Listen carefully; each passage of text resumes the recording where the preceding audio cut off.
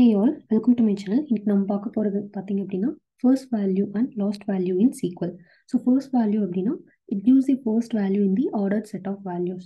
So ஒரு காலமில் set of values இருக்குது அப்படின்னா அதில் first வேல்யூவை எடுத்துகிட்டு வரும். இதுவே லாஸ்ட் வேல்யூ அப்படிங்கும்போது அந்த காலமில் இருக்க லாஸ்ட் வேல்யூ என்னமோ அதை எடுத்துகிட்டு வரும்.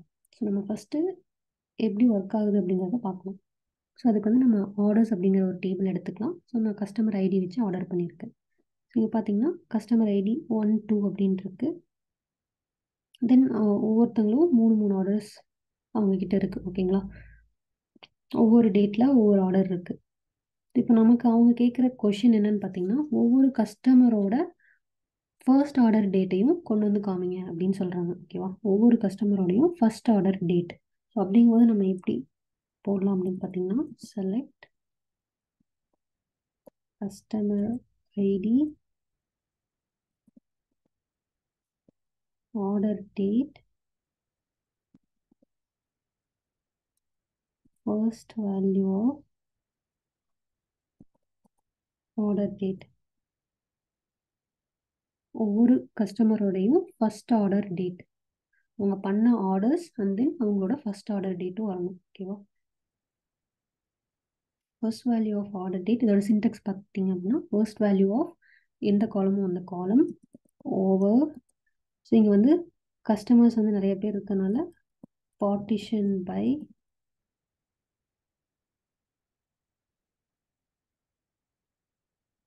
Customer ID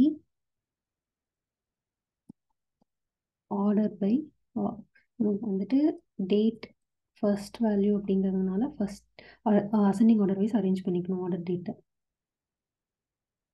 order by order date, இதுக்கு வந்து நம்ம ஒரு நேம் வச்சுக்கலாம்.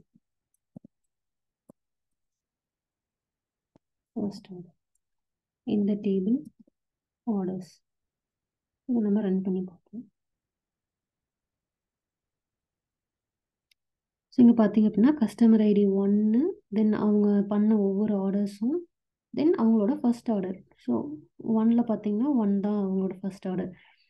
ஸோ இந்த 3லையும் கம்பேர் பண்ணி ஸோ அவங்களோட ஃபர்ஸ்ட் ஆர்டர் டேட் என்ன 1.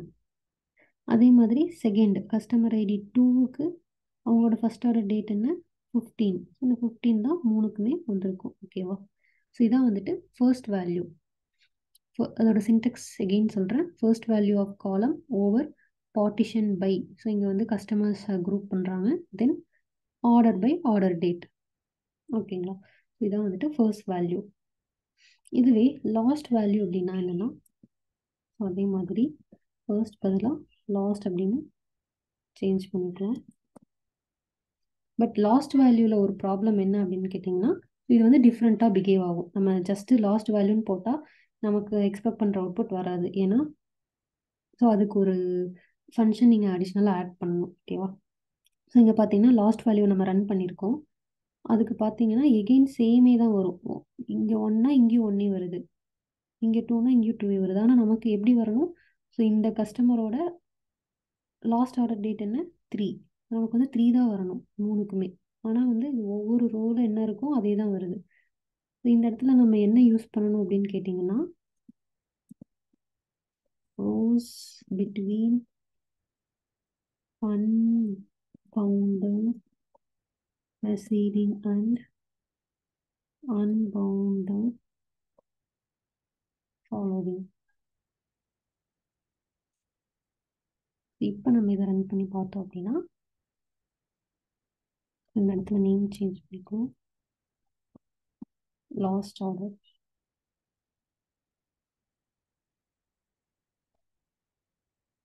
இந்த கஸ்டமர் ஐடி 1 அவங்களோட லாஸ்ட் ஆர்டர் பார்த்தீங்கன்னா 3. இந்த 3 தான் வந்திருக்கு. எகெயின் இந்த கஸ்டமரோட லாஸ்ட் ஆர்டர் டேட் பார்த்தீங்கன்னா 3/15.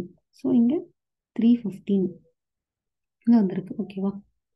ஸோ இதான் வந்துட்டு லாஸ்ட் வேல்யூ. இங்கே லாஸ்ட் வேல்யூ மட்டும் டிஃப்ரெண்ட்டாக பிஹேவ் ஆகும் அப்படிங்கிறதுனால நீங்கள் அடிஷ்னலாக இந்த விண்டோ ஃபங்க்ஷன் யூஸ் பண்ணிக்கணும். ஓகேவா? Rose between unbounded presiding and unbounded following. ஓகேவா? ஸோ இப்படி தான் வந்து நீங்கள் first value and last value நீங்கள் சீக்வலில் யூஸ் பண்ணிக்கலாம். Again coming back to the definition, first value அப்படிங்கும்போது gives the first value in the ordered set of values. Last value gives the last value. ஓகேவா?